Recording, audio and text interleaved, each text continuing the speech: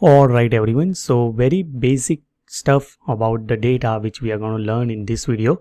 And from the structured point of view, what are the different types of data are available, in how many ways one can classify from the structure perspective, different kinds of data.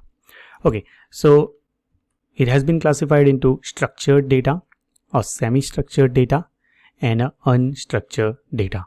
So let's see all of them one by one. So what is structured data? Definitely it's like a tabular data in nature. So we already know that it is being represented by some sort of rows and a column format. So some sort of rectangular data, whenever you see, that's like a very defined structure exists in your data. Now here mostly so far we have used this SQL query language to interact with such a kind of data. It has a very fixed schema, as I say earlier, something like it has a fixed number of rows and a fixed number of columns. Now mostly this relational database are structured in nature. If you just have a look at any open source system like MySQL or Oracle SQL, PostgreSQL, MS SQL, so they all store kind of structured data in nature. If you just have a look at the Azure cloud computing platform, Azure SQL database or Synapse SQL, where you can store your data which is structured in nature. Let's see with one example. Let's say I have want to store some book information. So I'm just going to create something like a book table which is having a book ID, book name and author ID. So with every single row or a data point, all three columns of information always exist. So if you just have a look at, it has a total 3 rows. That means 3 data point, and each of them having a 3 different attributes like a book ID, book name and author ID. So here it just falls into the category of structured data because it has a fixed schema. It just cannot add one more attribute for, let's say, some particular book ID 101. It has a same number of rows for each, same number of column for each row. So for every single row there is a 3 column. See, there are relation exist between them. So let's say if you just have a look at, you want to connect with some author information. So author information has been stored in a, let's say, author table.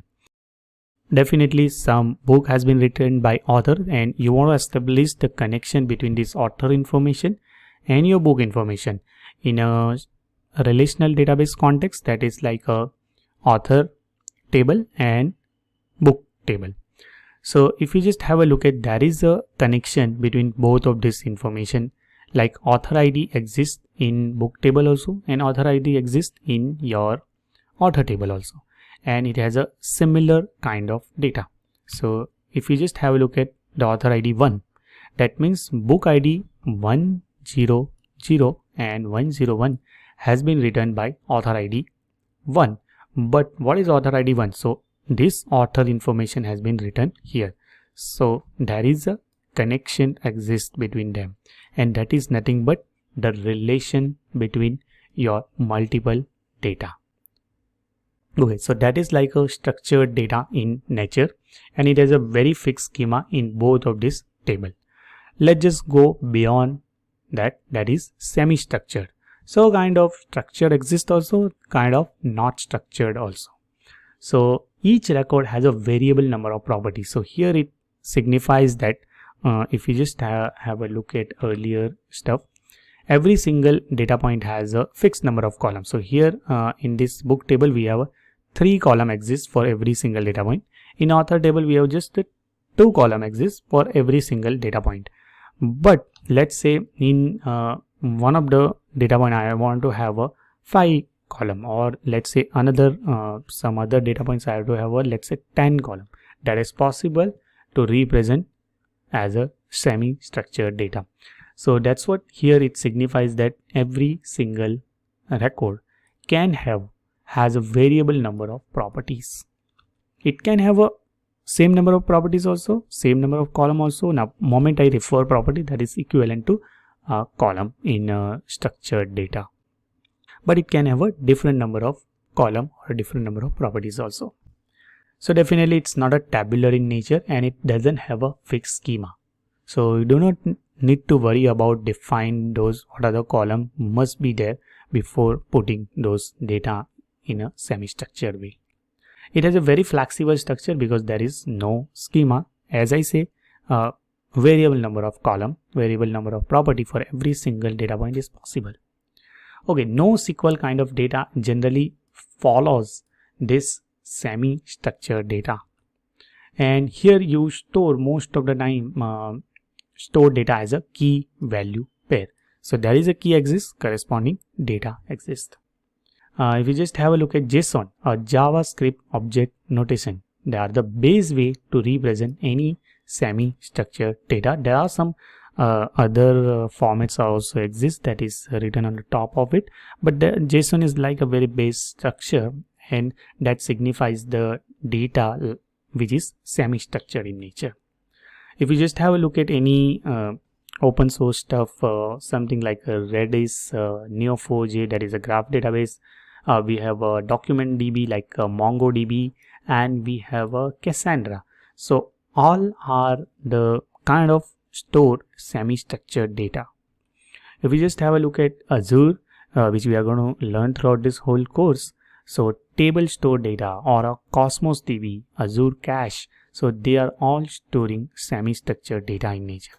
Let me show you with one example. Like let's say I want to store two data points, like let's say one is document and another one is a document number 2. Now first document has a 4 properties, something like a student ID, name, score, country.